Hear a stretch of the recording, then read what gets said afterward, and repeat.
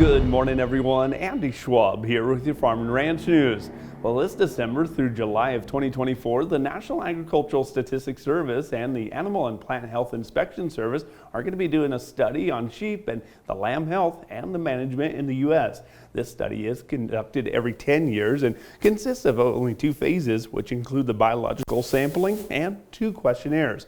Sheep study lead Dr. Natalie Uri says the data collected during the survey will be instrumental for informing policy, using real and accurate data, identifying economic impacts to sheep diseases, updating extension programs to target the issues producers are facing, and prioritizing research to tackle the health and disease issues in the industry. Producers who participate in this study will have a free and confidential biological sample of their survey, or of their sheep, that is. Now, survey results will provide a greater understanding of sheep health status throughout America. And the American Farm Bureau Federation was part of a letter to Congress expressing opposition to the estate tax. Dustin Shearer, Director of Government Affairs for the American Farm Bureau, talks about what was in the letter.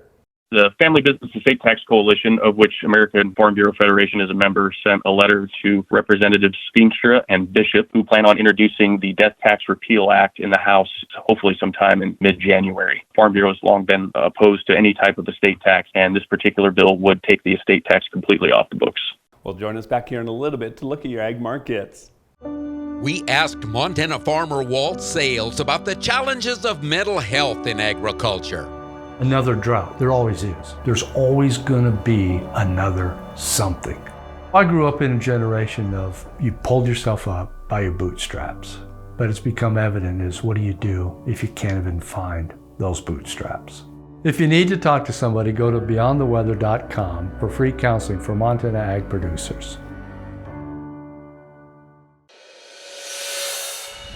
Welcome back, friends, to your ag news and your market. Well, Friday's cattle on feed report from the USDA was not as bullish as many were hoping for. Overall, the monthly report said that cattle on feed as of December 1st totaled 12 million head, marking a 3% increase year over year. That was slightly higher than the tight pre-report estimates had anticipated and was certainly backed up by the placements figure that showed total cattle placed into the feedlots were 2% below numbers of last year at 1.87 million head. Unfortunately, that's going to be the toughest pill to swallow, and it's going to be the shock of the higher than anticipated placements, as analysts were thinking those figures would be roughly about 5% below the figures of last year.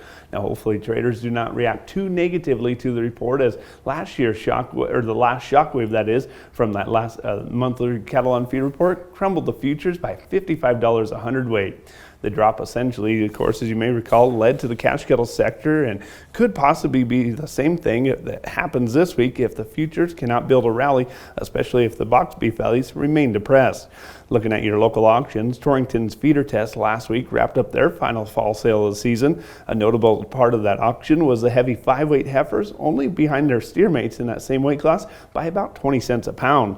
Along with the cattle on feed report being released Friday, the USDA put out their quarterly hogs and pigs report ahead of the long weekend.